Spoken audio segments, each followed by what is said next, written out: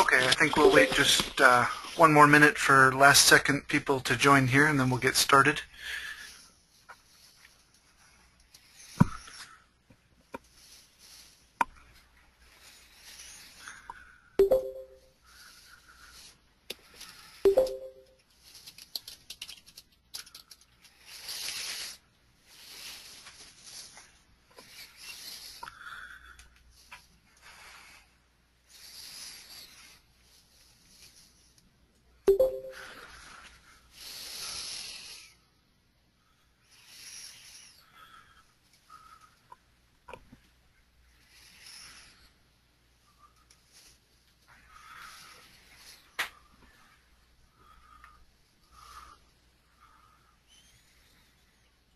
All right, let's go ahead and get started. I am recording the session as usual, and I will post that recording once it processes, and I'll post it in our Meetup folder in the course site.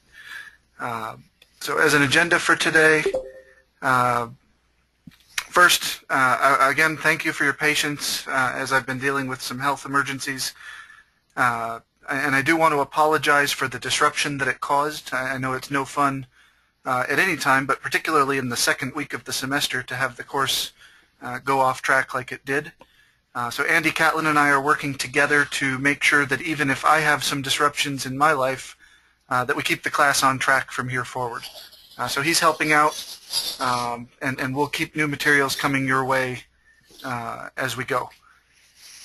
I do want to say a little bit here, so just for an agenda for the evening, I do want to say a little bit about the new deadline structure that I'm using for assignments. I think it'll make your lives a little bit easier and a little bit more flexible.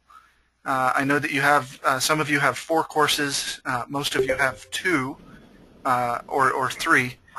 So you do have other deadlines as well in those courses, and most of us have lives outside of CUNY as well. So I want to talk a little bit about that, and then I want to talk about how we're going to use these meetups as we go, and give you guys a chance to do some presenting, a little bit of low-stakes work for you guys to try and do. And then we'll spend about maybe 20 minutes talking about R and looking at some of the basics of R. And then I'm hoping that'll leave us a little bit of time at the end where you guys can ask questions on problems in the lessons or in the assignments that you're not clear about. And then we can take a look at some of those. And it can be from any of the lessons or assignments that we've either had in the past or are going to have in the future. So first things first, let's go ahead and take a look in the course at just a few things.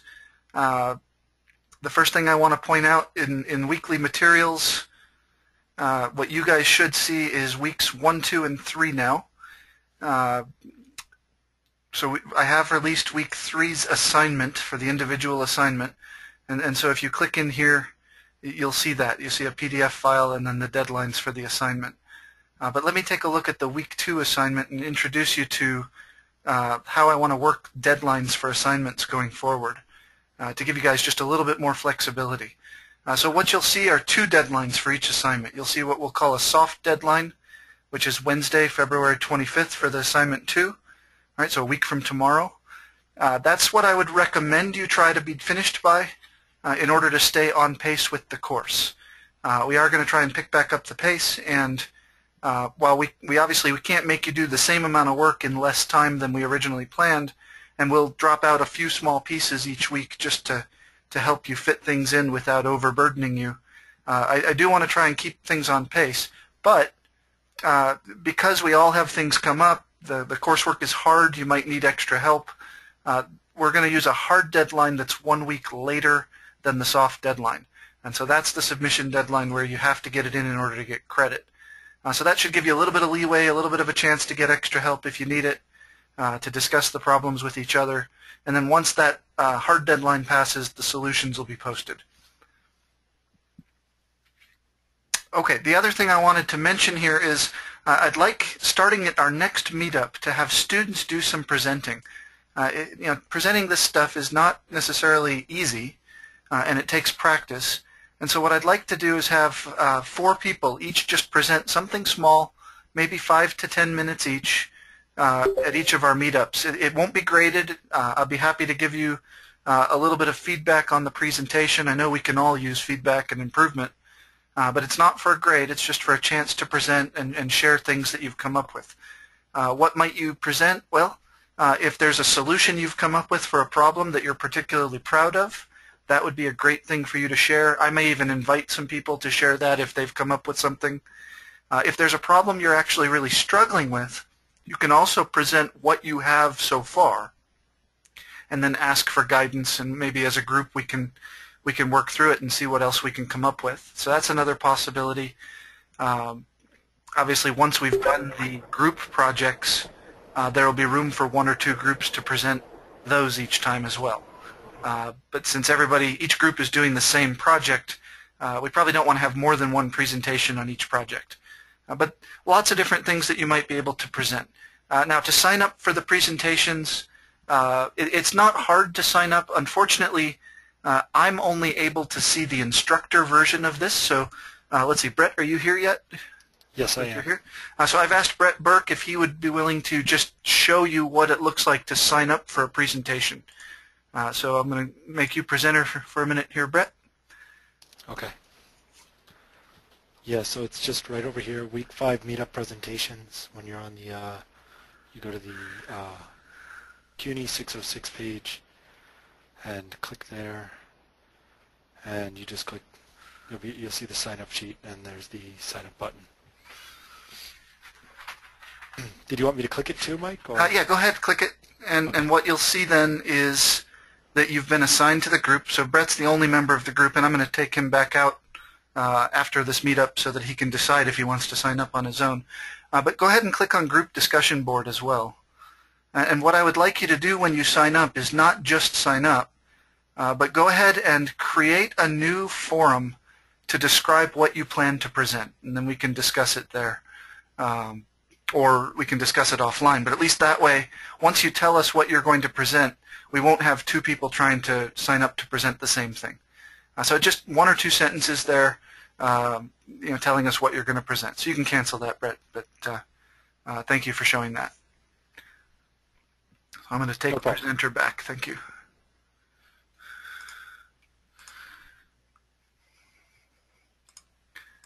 Okay. Go ahead. It's first come, first serve. If you sign up and you change your mind, please let me know, and I can remove you from the list. But there are only 4 slots, so please don't sign up unless you really want to. But do feel free to do so.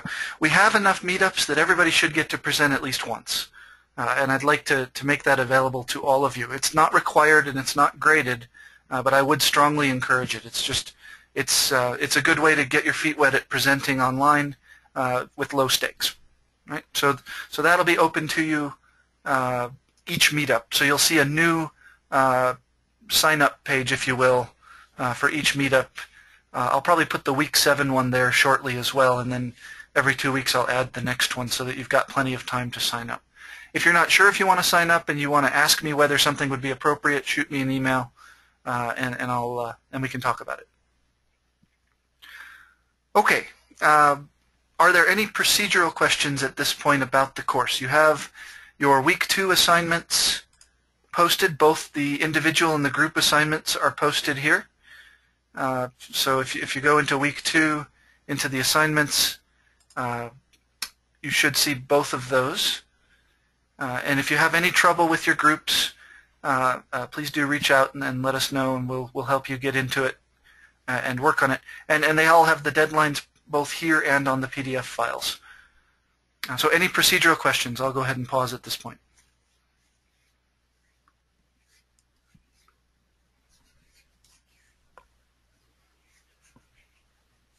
Mike, Shaker here. Yes, go ahead. Regarding this project, I mean, are you expecting us to apply the, concepts which were, taught in the previous lessons, or are you looking for any kind of solution for the problem you have given in the past? So for the group assignment, you mean? Yes. Yeah, the materials here give you enough information And there are various approaches, but one way to go about it would be to create a demand probability distribution for each, you could do for each type of sandwich. There are a lot of different ways. I don't want to micromanage how you go about it, but really you shouldn't need to use any concepts from beyond the first 3 chapters, right? Okay. Getting into probability, into a discrete probability distribution, right? Each day he sells a certain number of sandwiches of each type, so you could create a probability distribution and then use that to try and answer the question. Okay. But really, it should all be material covered in these first two units of the course, and really not even chapter 4. Just chapters 1 through 3 should be enough. Okay. Thank you. Mm-hmm. Other questions?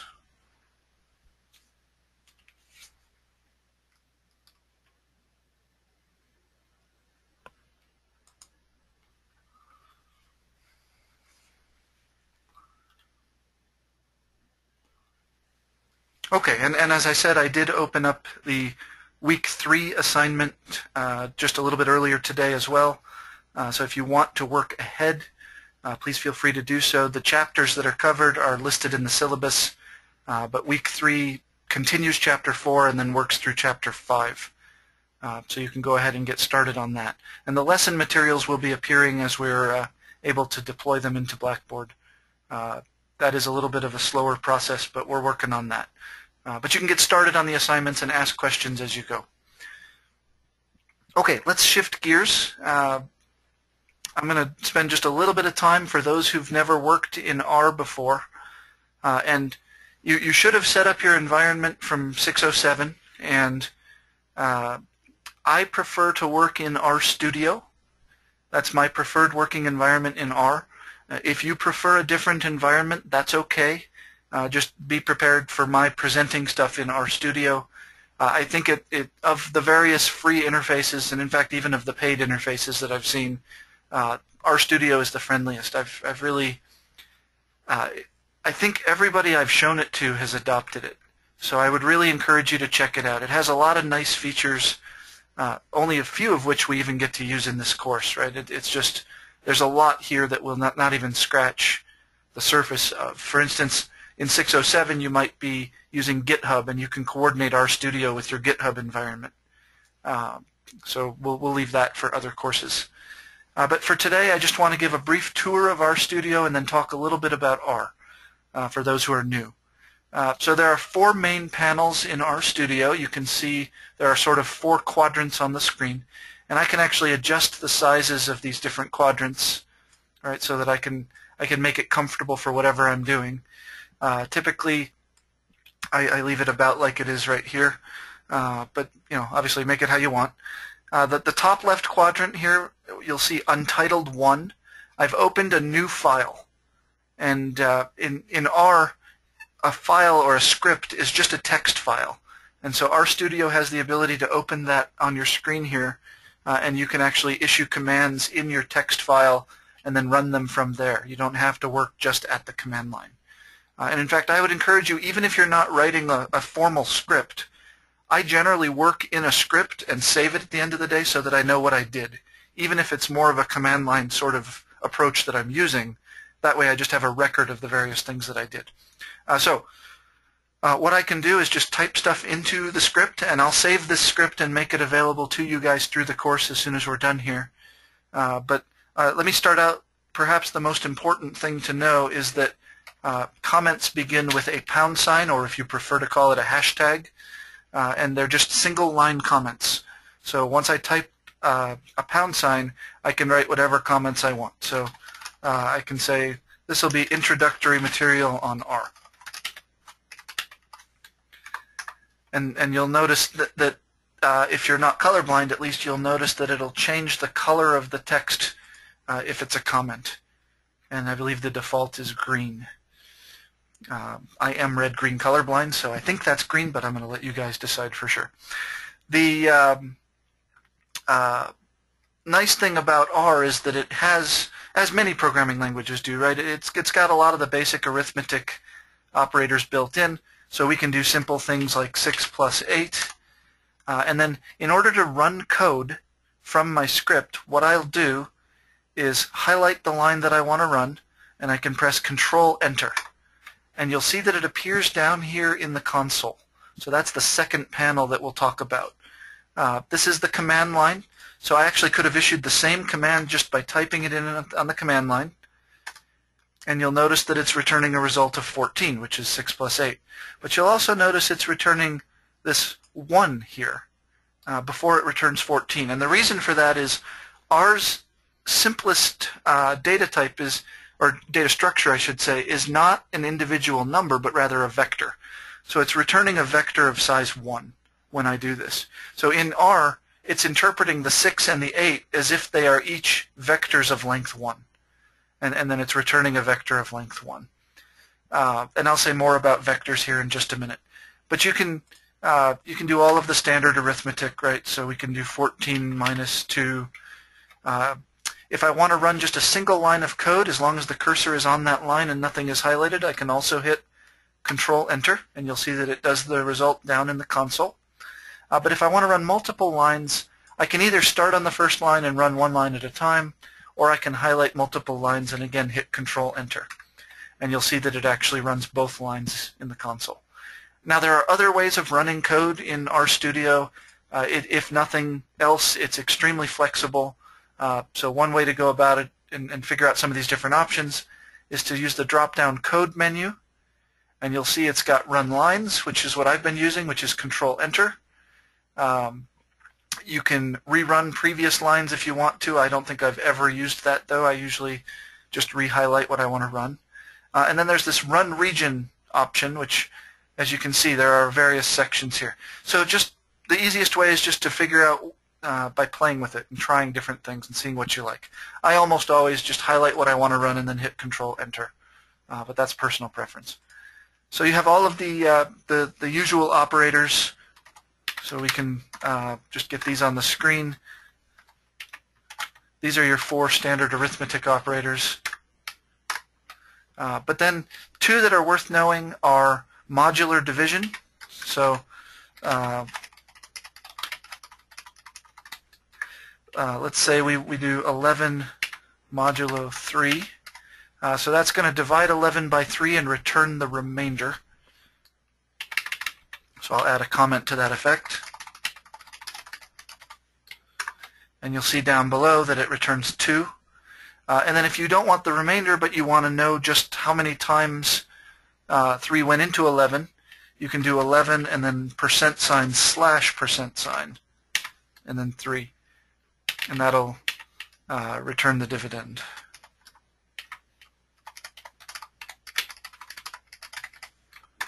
And you'll see that 11 divided by 3 has an answer of 3 with a remainder of 2. So that returns the 3.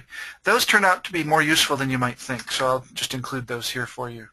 There are also various other useful functions. So you can do an exponential.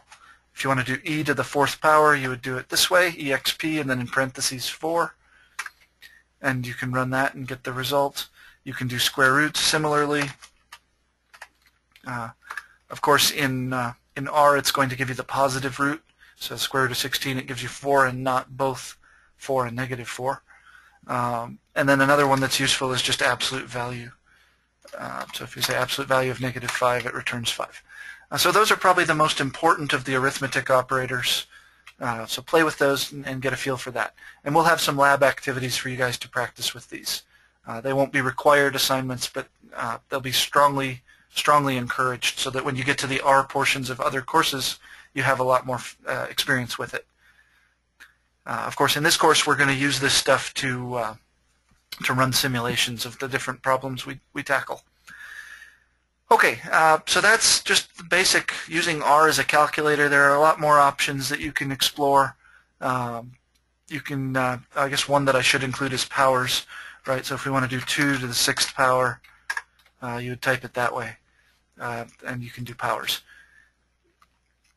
Okay, the next thing I want to talk about are vectors. And before we do that, we're going to talk about how we can name vectors, or name anything in R. And one other nice feature of RStudio, if you create a divider of your code, using 4 pound signs, give it a title. So let's introduce variables here, and then do 4 more pound signs. It creates a nice table of contents right at the bottom of that panel. And so what you'll see in a little bit, we're also going to do vectors. So if I do that, now in my table of contents, you see I can move from one section to the other very quickly. This is not so useful if you only have about 50 lines of code, but if you have, I've written scripts that are 3,000 or 4,000 lines of code. This is a really nice way to be able to find your way around your code quickly. So again, I would encourage you to take advantage of that. Okay, so let's talk about creating named objects, or what we typically would call variables. The naming conventions are pretty simple in R. You can use letters, upper and lowercase. You can use numbers, right, 0 through 9. You can use a dot or period, and you can use an underscore. Those are, you'll want to execute good style when you're naming things, and so I would encourage you just to limit yourselves to using letters, numbers, and dots. I wouldn't even use underscores. If you prefer underscores, more power to you, but in the R community it tends to be most common for people to use dots as the separators. So I'll show you a few legitimate names here. We could create a new vector called temperatures.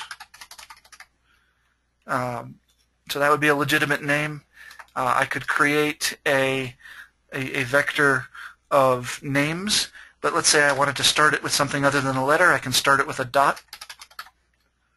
Right, that would be a legitimate name. You are not allowed to start with underscores, and you're not allowed to start with numbers. So these are acceptable names. And let's talk about putting something into these new variables that we're creating, right? So we want to store something in them. In R, you can use an equal sign. There are occasions where equal signs can be problematic, and I'm afraid I'm not an expert on exactly how that happens, but everything you read will recommend that you don't use equal signs, and I think that's good practice. Instead, we use what we call an assignment operator, and in R it's an arrow created using, in this case, a less than sign and then a hyphen. And so I'm going to create a vector of temperatures, and the other thing I'm going to do is use the combine function that's built into R. And so you do a C and then parentheses, and you can just list the elements of the vector in order now within those parentheses. So for instance, if I'm listing the temperatures that we're currently experiencing in West Michigan, I might do 12, 8, -4, 11, and so on. And when I run this line of code, what we'll see is that I've now created a new variable called temperature, and RStudio in this panel over here in the top right is telling me it's a numeric vector with 4 elements, 1 through 4, and then it shows me the first few values. This is only a vector with 4 elements, so it fits the whole thing, but it'll show you the first few values even if it's a vector with 100,000 elements. It'll show you just the first few. So that's one way to create a new object, is just name it and type it in using this combine operator. If you forget the syntax for a function, but you know the name of the function, in this case it's not a very complicated name, it's just a C, you can type in the command line $C and hit enter, and down in this 4th panel you'll see that it brings up the help file for the C function, or the combine function, and it tells you this is the name of the function, C, and it tells you which package of R it's in. It's in the base package. So if you've installed R, you have this function. And then it gets into the details of the function, and then at the bottom it usually gives you some examples.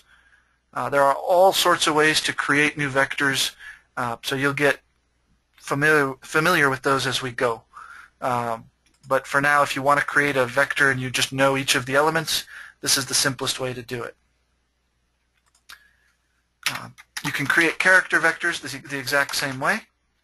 So we can create a list of names: Fred, George, Andy, Gina, and so on, right? And now you can see that that will be created down here on the command line. Notice that when I use the dot, it doesn't show up here under values, so it keeps it as hidden from your global environment, right? So if you're creating just ordinary objects, I would encourage you not to use the dots. Because if you don't use the dots, you can see the first few items. You can click on them over here and get useful information. Okay, let's move on a little bit. I do want to show one last thing in terms of assignment. Another advantage of using the arrow rather than an equal sign. Let's suppose you are working down here in the command line. I'm going to clear it with Control L. That'll clear out my console. But let's say I do a fairly complicated calculation. So let's see, square root of 121, oops, divided by 3 plus, I don't know, the absolute value of -8. I do all that and it tells me that the answer is 1, right? So square root of 121 is 11, 11 divided by 11 is 1. Let's say I type all that out and then I decided I wanted to store that in a variable. I can hit the up arrow, and instead of a left arrow like I did above, I can do a right-facing arrow. And let's call that my result. And it'll actually, when I hit enter, it'll assign it to the variable result. So if you type a long line of code for a calculation, you forget to store it, just hit the up arrow, and on the end of that line, right assign it to some variable. And so you don't have to retype the entire line of code. So that's another useful property of the assignment arrows. So something to keep in mind.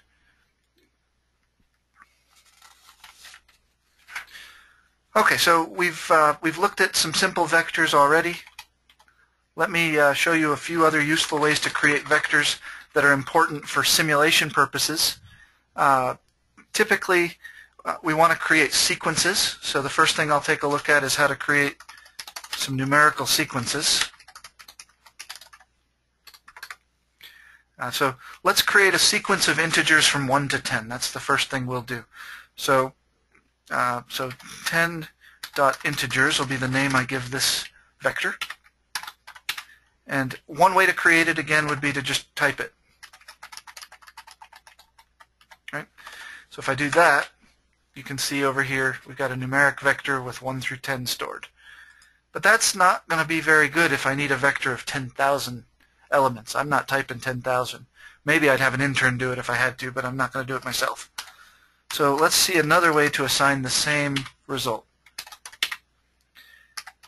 I'm going to use the seq function, or the sequence function. And again, if I want the syntax, I can come down here and type $seq. And over on the right, you'll see that it gives me the information on creating a sequence. So there are 3 pieces that I have to specify to create a sequence. My starting point, so I'll say from equals 1. My ending point, so 2 equals 10. And then how big are the iterations, so by equals 1. And if I run this, we'll notice that nothing changed over here. We still have the same vector from 1 to 10. So this is an alternative way of specifying the same vector. Now in R, there are shortcuts that you can use. If you specify all of the parameters to the argument in the right order, you don't actually have to give the keywords. So for instance, the keyword from, I don't have to give that. So if I wanted to create this, here's yet another way. I could say sequence, and I could just say 1, 10, 1. So I'm putting it in the order of from, to, and by. And if I run that, we'll see that nothing changed over here. It's got the same result. If you're going by 1, there's even yet another shortcut, and you'll want to use this one a lot, especially in loops. So if it's a sequence from one number to another by 1, you can just use 1:10. Right? Now, you might not believe me that these all assigned the same thing. So let me show you another useful feature here. If I wrap the command in parentheses, then when I run it, not only will it carry out the command, it'll print the result to the console. So you'll see that it printed 1 through 10 there. So I'm going to wrap each of them in parentheses and then run them, and you'll see again it's creating the same vector each time. So if you're unsure what the output is from a certain line of code and you want to actually print it to the console to verify, this is the way to do it. Just if you do this with everything, on the one hand it takes a long time to type all these extra parentheses, And on the other hand, your console can get very cluttered very quickly. But it's a useful debugging trick. And you can see when I ran each of those 4 lines, it outputted the same vector every time. So that's a useful way to generate a vector of integers. Now, I don't have to create a vector of integers. Let me create a different vector. So let's go by tenths.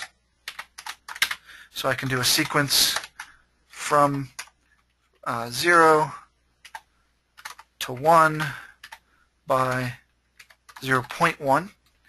And let me wrap it in parentheses so we can see the output on the console. And you can see that it creates another sequence just as before, but now it goes by 0.1 as its iteration. Now, I would encourage you to put your keywords each time.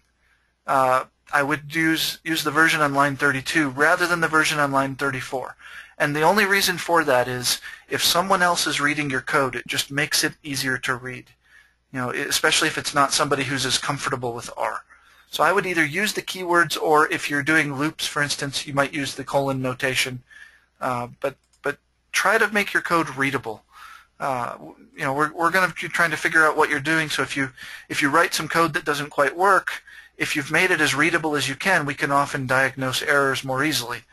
And then just again, if you write some code and hand it off to somebody, they can try and figure out what you're doing. There's one other useful command for creating a numerical vector that I want to share, and it's the repetition command. Oh, somebody have a question? No? Okay. So let's look at repetitive sequences. And this will be useful, for instance, if you're creating a vector of ones. When you do linear regression, we want the first column of our data set to be all ones. So a vector of ones can be created like this. So we'll use the rep command for repetition. And what we need to do is tell it what object we want to repeat. And then we want to tell it how many times.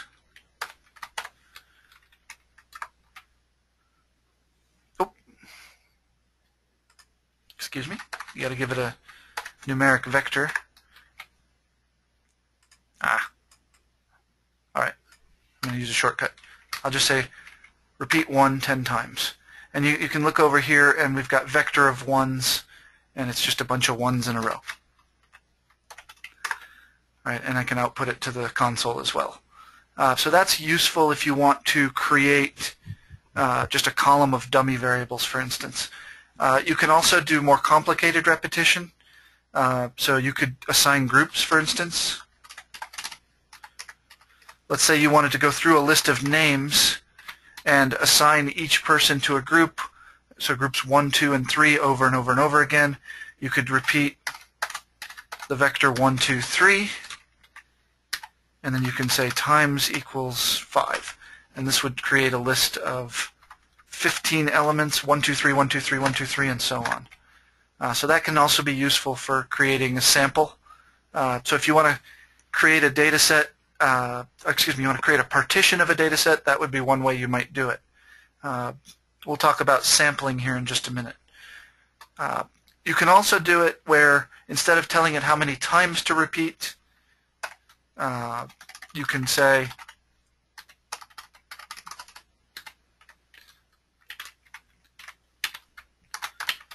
repeat my vector 1, 2, 3, but instead of saying times, you can use the keyword length out. And if I do that, it'll create a vector of length 20. And now this gives me a chance to talk about how R handles it when there's a mismatch in size. So 1, 2, 3 has a length of 3. So you would think you have to create multiples of 3 if you use this, but R will just recycle it over and over until it uses up the full length. So it'll do 1, 2, 3, 1, 2, 3, 1, 2, 3, 1, 2, 3, and so on, until it gets to the 20th element, which is a 2, and it'll stop. So everything in R is done in vectors, and if you try to do weird things with vectors, R can behave in funny ways.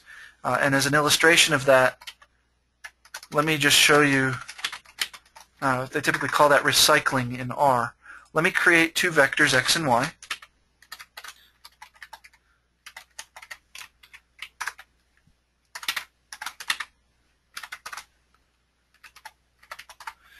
And let's see what happens when I try to add these two vectors. You get a warning message. It says in x plus y, longer object length is not a multiple of the shorter object length. But it still does it. And you see the result we get is 36969. So what it does there is it adds them element by element, and then when you run out of elements in y, it goes back to the beginning of the list. So it does 1 plus 2 is 3, 2 plus 4 is 6, 3 plus 6 is 9, and then it goes 4 plus 2 is 6, and 5 plus 4 is 9. So it recycles the shorter vector so that they match in length. So you want to watch out for that. You got to be careful that your vectors are either the same length or that you are deliberately doing something like this, because it'll give you a warning, but it'll still run. So if you're running hundreds of lines of code, you might miss that warning. So be careful, because R will recycle vectors. Okay, the last thing I want to do for today is look at some of the keys for simulation. And in particular, you're going to want to know how to do for loops so that you can run trials. And anybody out there who's an R programmer for a living might frown on R using for loops, because R does not run for loops very efficiently. Remember, it treats everything as vectors, so we would want to do what we call vectorizing our code. But that makes it more conceptually difficult to write the code. So for the things we're doing in this class, we're not working with massive data sets. The loops will run fast enough for what we want to do. In fact, you'll see that my loops here, even with 100,000 iterations, will run in under a second. So it's not going to be a problem for the stuff that we're doing in this course. But let's simulate 50 rolls of a six-sided die. So that's the sort of thing that I might ask you guys to do in a homework assignment, right? And so the first thing we need to do is understand the sample function. And again, as before, if you want to look up the details, you can type $sample, and you can bring up all of the details on the sample function. And I can make it a little bit bigger so it's easier to read. And what this does is it tells you the usage. And if you're looking there, it tells you the order that it expects the arguments to come in. So if you don't want to specify the keywords, you need to make sure they're in the right order. Again, to me, it's easier just to use the keywords, and then I don't actually have to worry about the order. I can put replace before size if I use the keywords. So let's create a vector of our 6 sides. So I'll create a numerical vector of 1 through 6. That's the faces of the dice, of the die. And then what I'll do is I'll just take a single sample. So I'll create what I'll call roll, and I'll use the sample function. And I'm going to sample from faces, so I'll say x equals faces. That's the vector of elements that I want to choose from.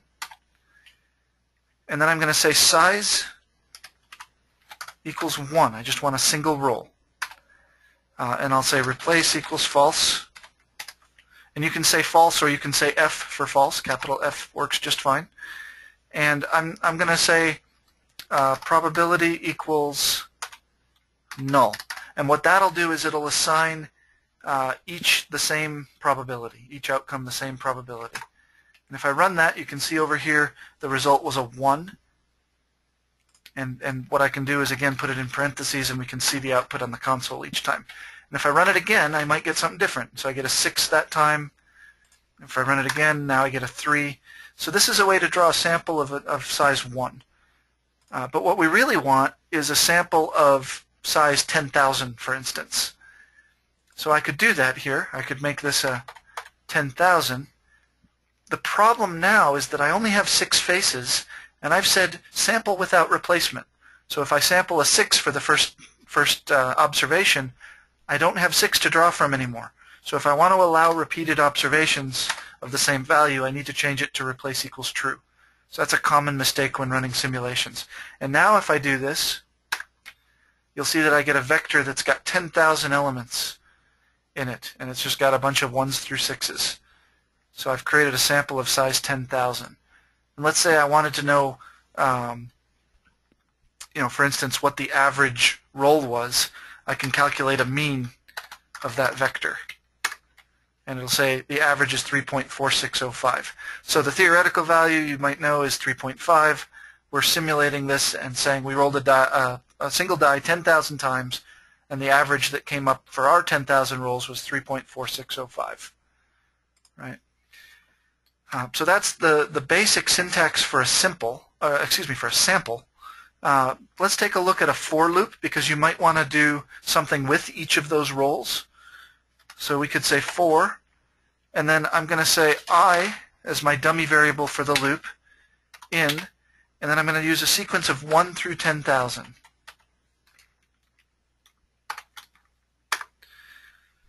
And what I'm going to do is count how many times 6 comes up. So I'm going to set my count to 0. So I'll create a variable called count and assign it the value of 0. And then inside my loop, the first thing I'm going to do is run a sample, just like I did above. So I can just copy and paste that there. I'm not going to have it printed out each time, so I'll leave the parentheses off. And then what I'm going to do is use an if statement. And I'll say if roll equals 6. So in order to check whether it's equal to something, I use a double equal sign. So if the roll is equal to 6, then I'm going to take count, and I'm going to assign it a value of count, whatever it had before, plus 1. So just add 1 if it's a 6, otherwise I won't add 1. Unfortunately, in R, if you're a C++ programmer or C programmer, you might be hoping for syntax like this, where you just add 1 by doing count plus plus. That does not work in R. So I'll make a note of that for those of you that might be tempted. So if I run this loop now, I'll create the variable count, give it a value of 0, and this loop will run 10,000 times, and it'll just count how many 6s I get.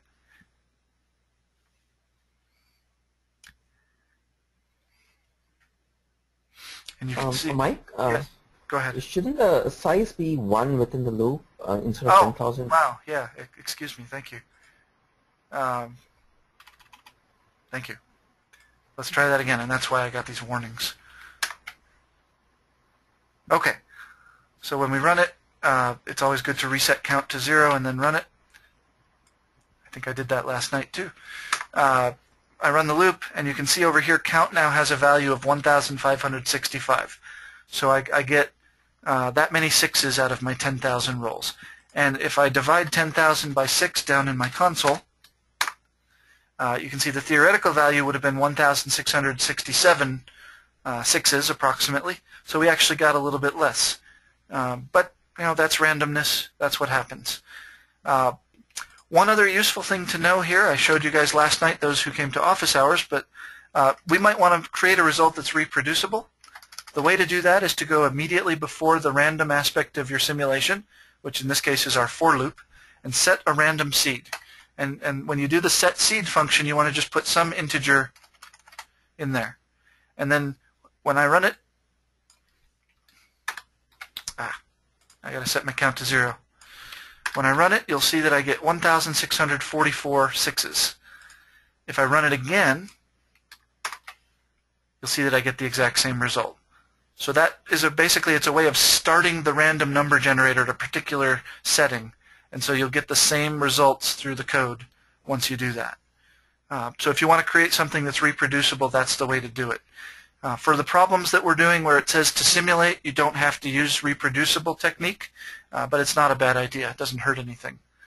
But if you want to run it again, of course, you'd have to set, with a different result, you'd have to set a different seed. Okay, I think that's enough for tonight in terms of R. I do want to leave a little bit of time for you guys to ask questions on problems if you have any questions. There's a lot more to all of this. So start playing with it. We'll have some labs for you to work through that take these skills a little bit further as you go. And then in 607, you're going to start using R to interact with some of the different data sources that you guys are learning how to use. So there are just a couple other things I want to mention that are coming down the road. Vectors are the basic unit of operation in R. So they're the most basic data structure that we use. Even when we use just a single value, that's really a vector of length 1. But what we're going to use the most in most of my assignments and probably most of 607 and then the data mining course is data frames, which are basically tables, just like you'd use a table in an Excel worksheet, for instance. So we use data frames, which are columns where each column is a vector, and they can be different types. So that'll be the fundamental data structure that we'll use for most of our work. When I'm doing my work as a consultant, I live in data frames. It's what we use. We'll also learn a little bit about matrices because you'll want to implement some different techniques, and there's still more to talk about in terms of data structures. So we'll talk about what are called factors, which are just categorical variables. So it stores it as a number, but it's really a label. So you can think of, if we have a data set of people and we list what state they're in, we could create a factor variable for each state. It would be stored as a number but displayed as the state. And then we want to learn how to work with dates as well. So we've got a lot more coming up, but that's just a quick and dirty introduction to R that hopefully will let you at least get started running the simulations for this course. And then we'll have more next week and the week after. Okay, so Jamie, you're asking if the recording is available today. Do you mean last night's office hours? Or do you mean this recording? Okay, so this recording, I'll need just a little bit of time to process the video. That varies in the amount of time that it takes, but I'm hoping it'll be done tonight before I go to bed, and then I'll post it. And so it might be tomorrow morning, but I'll hope it's tonight. And if you go to the Meetup and Office Hours part of our course, right below the links, you'll see Meetup recordings. So I'll post it here once we're done. And then if you go back to that page, you can also find, I know you were interested in last night's office hours, that recording is here. So you can go ahead and play that at your convenience. So we went over some problems last night. If you're interested, go ahead and check that out. So it'll be there either tonight or first thing in the morning. Okay, other questions? Any questions on the actual assignments or the materials? I have a question on the assignments. Mauricio, go ahead. Yes, sir. Can I share my screen with you? Sure. Give me 1 second to do that. There you go. I have a minestrone soup of these formulas. Uh-oh. And I'm just tangled. I'm literally tangled. So hopefully you can help me untangle this mess. So right now I'm speaking about the problem 3.8. So the problem states that there's a 50-50 chance that a queen carries the gene for hemophilia. If she's a carrier, then each prince has a 50-50 chance of having hemophilia. So if the queen has had 3 princes without the disease, what is the probability that the queen is a carrier? And so I'm at question 8. So like I started saying yesterday, run a simulation on it, and I'm kind of happy with the number. I feel like I was able to model the thing correctly. So each time I have a, so where I'm basically calculating the, so okay, so let me just go through the stated facts that how I interpreted the problem. First I have this one. This is the probability that the queen is a carrier. Okay. And I model it as, P of C, and that's the notation that I'm following hereafter. The probability, the second one is the probability that the queen is not a carrier. And I just did it as C complement. Is that clear, or? That's fine. That's absolutely fine. Okay. So I did this one. The probability of H, so H will be prince being hemophilic, given that the queen is a carrier. That will be a 0.5. Again, another 50%. And the probability that that a prince does not, let me just phrase it, does not have hemophilia. Does not have hemophilia. Given that the queen is a carrier, it's another 0.5. Yes. Are you happy with these? Do you see anything? I believe so far you're good. Okay. So, and I have these other two. The probability that a prince is hemophilic if the queen is not a carrier is 0. And the probability that a prince does not have hemophilia if the queen is not a carrier is 1. So in other words, if the queen is not a carrier, then, you know, the problem doesn't say anything about a prince spontaneously getting hemophilia. Okay. This is not spontaneous human combustion, right? So, and this is where I made my mess. So I try to, frame it in those terms. So the problem is the question that's being asked is if the queen has had 3 princes without the disease, what's the probability that the queen is a carrier? Okay. And basically I formulated, this is how I am interpreting that question. So given that we have, so what's the probability that the queen is a carrier given that we have 3 princes without hemophilia? Okay. So then I'm try to like work forwards and backwards and meet somewhere in between. So here by the base theorem, so I did it. So it will be the probability of this times the probability of C that it divided by this guy. Does this sound? Is this a proper? Mauricio, I think okay, I mean, princess having you know, no hemophilia. I mean, 3 times you did the intersection, right? So I think it is supposed to be 0.5 cube. I mean, I worked on this problem and I got the answer as 0.148148, like that. Yeah. So the probability that yeah. Yeah. So I believe right where your cursor has highlighted, just to the left of that, where you've got probability of H complement, H complement, H complement given C. You've got 3 independent samples there, right? Each prince is independent of the others, and so you're going to have 1/2 for each of those probabilities, and you got 3 of them, so it's going to be 1/2 cubed, right? And then you've also got a 1/2 for the probability that she's a carrier. So the top part of your fraction is going to have 0.5 to the 3rd times 0.5, right? Yes. Okay.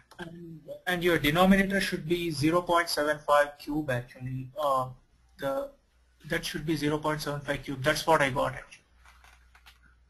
No, I mean, yeah, I mean, I got it to work, but I'm like, okay, so if I divide it by point, and I have some like solution similar to that, but So it might be worth my interrupting for a minute here and just talking a little bit about Bayes' theorem. It's a very important theorem. Let me interrupt, and I'm going to steal presenter back. We can come back to your work in just a minute if you want to. Please. But let me, let's see, I'm going to make myself presenter here. Let me share my screen and create a visual for you to use with Bayes' theorem that I would encourage you all to think in terms of this for Bayes' theorem. So you've got a sample space with 2 different variables. You've got a piece of evidence and you've got a hypothesis.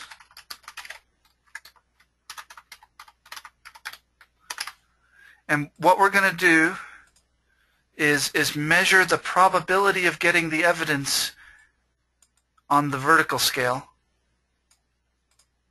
and the probability of a hypothesis will be measured on the horizontal scale.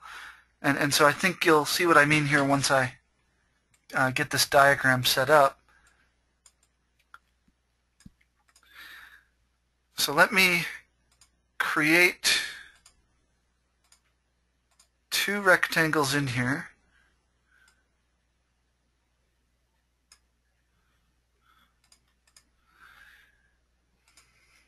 And try and choose reasonable colors here.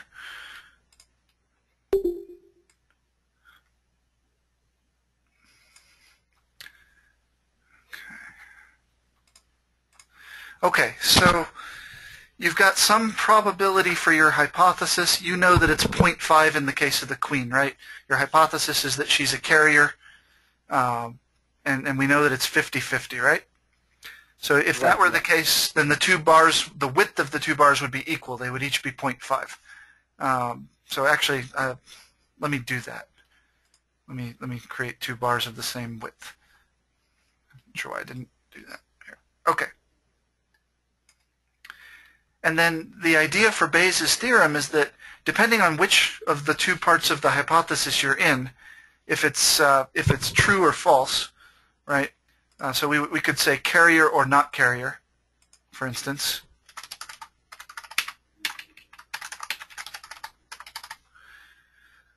The probability that we would see a certain piece of evidence changes depending on which one's true.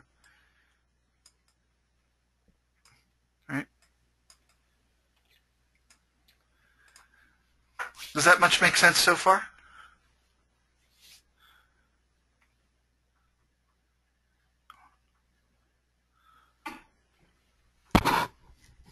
Now you can go ahead, and I'm trying to follow it, but let's see where you go with it.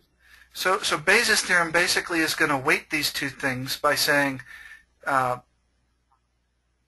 you get your piece of evidence. Bayes' theorem says take the size in terms of area of the orange bar and divide it by, let me get the orange bar again, that plus, and let me create the darker bar here. That is what Bayes' theorem is calculating. Right? So the less likely the original hypothesis is to be true, the narrower that left bar would become. But then, of course, the taller it is, the more weight it gets based on that versus the other part of the hypothesis. So think of your Bayes' theorem problems in terms of this picture. You've got an original hypothesis, and then we're going to multiply it by the probability that you would have gotten the evidence that you saw under that hypothesis. All right, and that creates the size of the orange bar. That's going to be on the bottom as well. And then you're going to take the alternative hypothesis. So one hypothesis is that she's a carrier. The other is that she's not. They were originally 50-50, so they have the same width. And the probability of seeing the evidence that you saw, given that she's not a carrier, is different, and you can calculate that. And actually, I think I've got them backwards here, right? Carrier is much smaller because you get 3 princes without the disease. So what I could actually do is just swap which one's carrier and which one's not, right? But one piece of evidence is much more unlikely the evidence you saw is much more likely under one hypothesis than the other. The question is just how likely is that original hypothesis? Yeah, I think it's just these bars are probably the other way around. Like if she's not a carrier, like in this case, in the case of the 3 princes. Yeah, let me switch the labels. Delete. Okay, now I get it. Okay, yeah. Okay. Yeah. So now we're on the same page. Not carrier and carrier.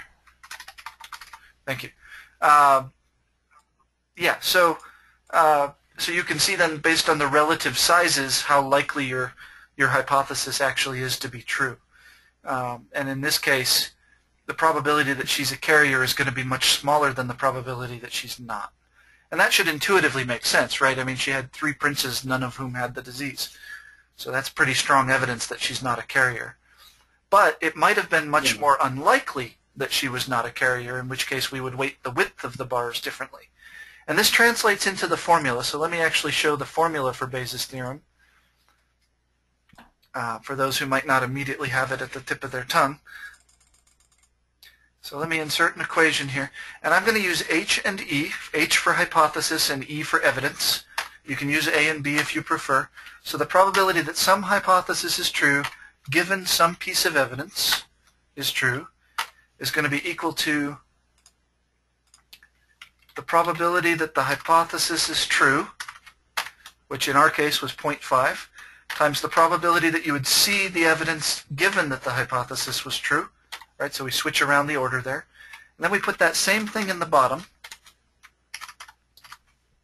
That's the orange bar that appears right twice in our picture. Plus, and then we do the other bar, the magenta or maroon or whatever color that was. So we say the probability, you used H complement, so I'll keep the notation the same. You could also just say not H if you prefer.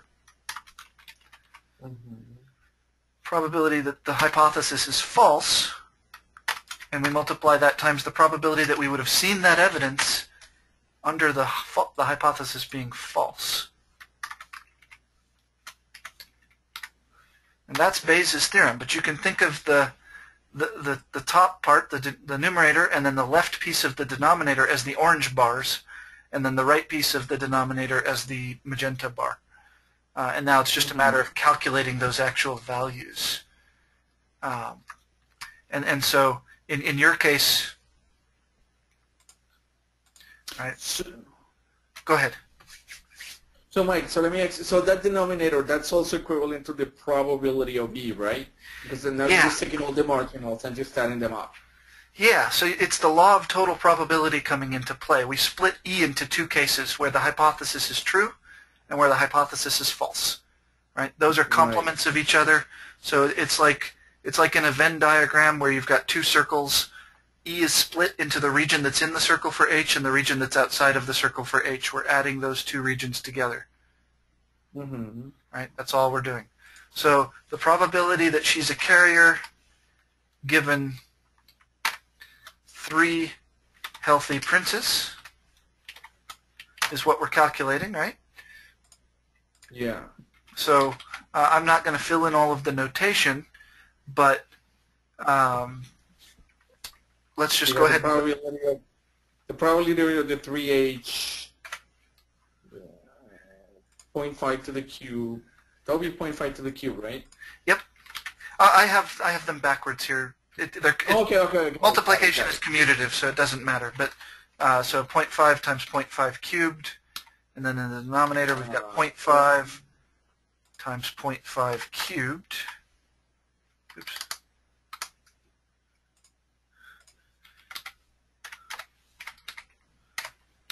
Plus the other half of the time the hypothesis would be false. And what is the probability that you see 3 healthy princes if she's that's 1. Oh yeah, well yeah, that would be 1. Oops. If she's not a carrier? If she's not a carrier, what's the probability that you see the evidence that you saw? 100%. Yeah, so you'd say times Contrary to the argument that there's no spontaneous 1, right? hemophilia. Right. 1 Humans. cubed. Right, and that would give you the answer, right? So, okay. Let me see if this lines up with my findings. So 0.625 divided. I've been trying to butcher this equation like so many times. it's easy to do. Right. And while you're checking that, Derek, I see your question there. I'm not aware of a good reference on Bayes' theorem that's already out there, but I will search and post something that I can find. I know there are a ton. I shouldn't say I'm not aware. I don't know off the top of my head what the best one might be, but I will look and I'll post a few in the week 2 materials. It's a really important theorem. We're going to come back to it time and again. So, thanks. So you're going to want to know this. So Mauricio, I'll let you struggle with it from there. We are out of time, so I don't want to. I don't want to go on too longer. But yeah, thank you. Go ahead and keep working on that one and bring it up again if you're still struggling with it. But everybody just pay really good attention to Bayes' theorem. It's really important. Okay, so yeah. Mike, one last question. Actually, I don't want to waste time. Actually, but how do you exactly evaluate these answers? I mean, are you really looking for the correct answer, or are you going to give some partial credit if we come up with wrong answer, but the approach is somewhat okay? Or Yeah, we'll we'll give pretty liberal partial credit. It's the homework is meant to be more practice than judgment, and so it's relatively low stakes. As long as we see good, strong effort, it'll be hard not to get a good grade on the homework. It's the bulk of your grade for the course. The higher stakes work will be the group work and the final. But I mean, if it's wrong, there's you'll probably lose some credit, but it's not going to be, oh, that's wrong, 0 points, right? So I can imagine getting a passing score even with every problem not quite right. Okay. But beyond that, it's hard to be too specific. So Derek is noting that there's a book called Think Bayes. If you're up on your Python programming, that would be a good place to start. There are a couple of other books on Bayes' theorem. I'm not really familiar with anyone else who does this diagramming. There's a philosophy professor in Kalamazoo named Tim McGrew, and he's the one that introduced me to it. But it really is a slick way to think about Bayes' theorem. And maybe that would be a good thing, Derek, if you wanted to, or anyone else, if you want to do a short presentation on a problem using Bayes' theorem for our next meetup. That might not be a bad thing. I can give you a problem that you can do that no one else will have seen, and you can go to it and show us exactly what you're doing. So, okay, any last minute questions?